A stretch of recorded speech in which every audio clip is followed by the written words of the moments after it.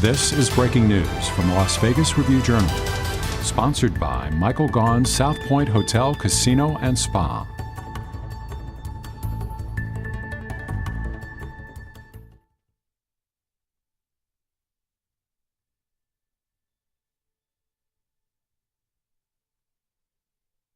The same time last year, we had 0 OISs.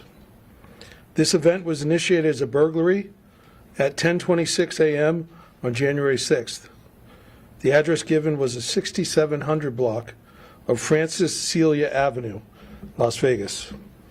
This officer-involved shooting occurred near the intersection of South Broadbent Boulevard and Cherry Street, which is in Southeast Area Command. You can see the scene to my left. The involved officer is Jason Guerra. He is 40 years old and has been with the LVMPD since 2005. In this incident, Officer Guerra was armed with a Glock 17 9mm handgun equipped with a tactical light. The investigation revealed he fired 4 rounds during this incident.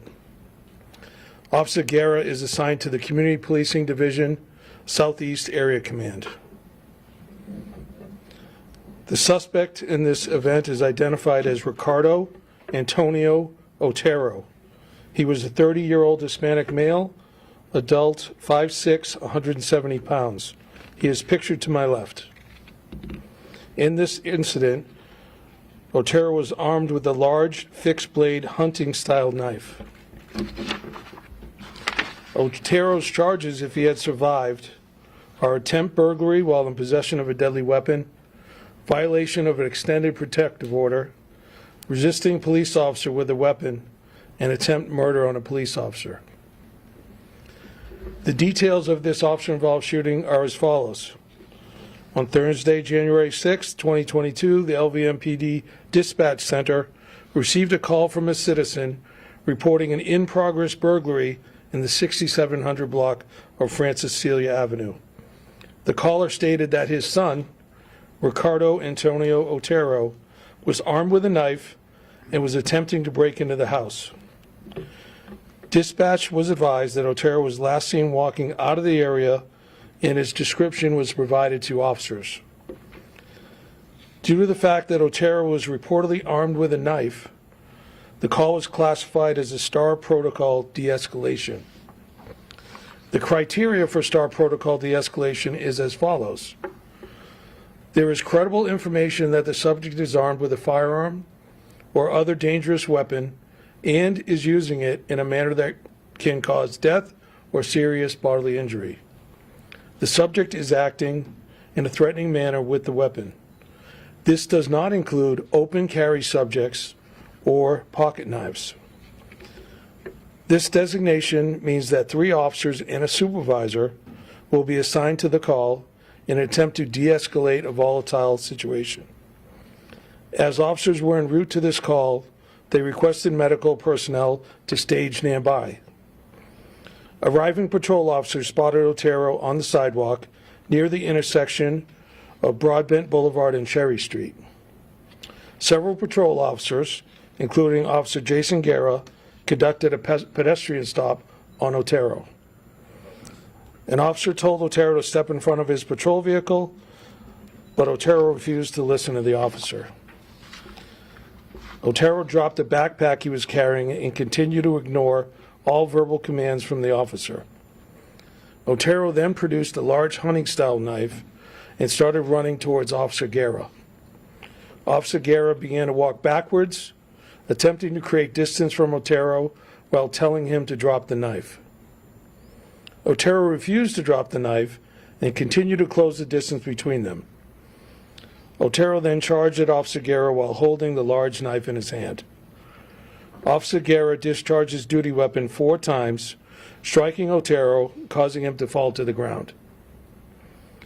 Otero was transported to Sunrise Hospital by medical personnel, where he succumbed to his injuries. I will now play you the 911 audio and then the body-worn camera from this officer-involved shooting. Emergency spelling 17200, please. I got Metro over here in my house. What's your address?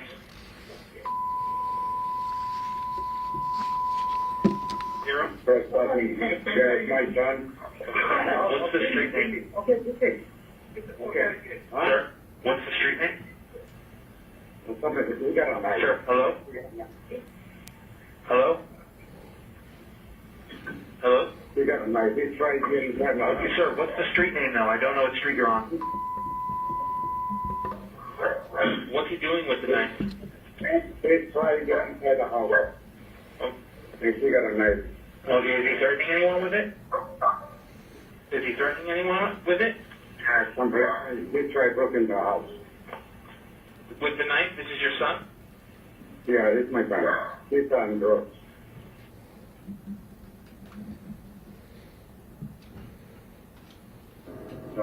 John 34 TV arrest. 2034 TV. John 6. We're going to go out on a possible at Broadbent and Cherry. HMA, gray hat, gray sweatshirt, tan pants, and a black backpack. 2034.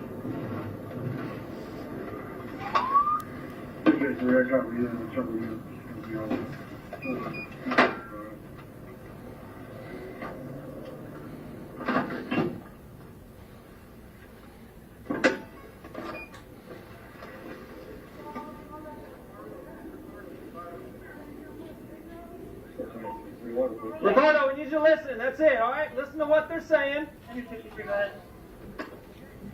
She was Sam Robert David 151 California. On the front of this RV. Drop the knife, Ricardo. Drop the knife! Drop the knife! Drop the knife! Ricardo! Drop the knife! Drop the knife! Ricardo! Drop the knife!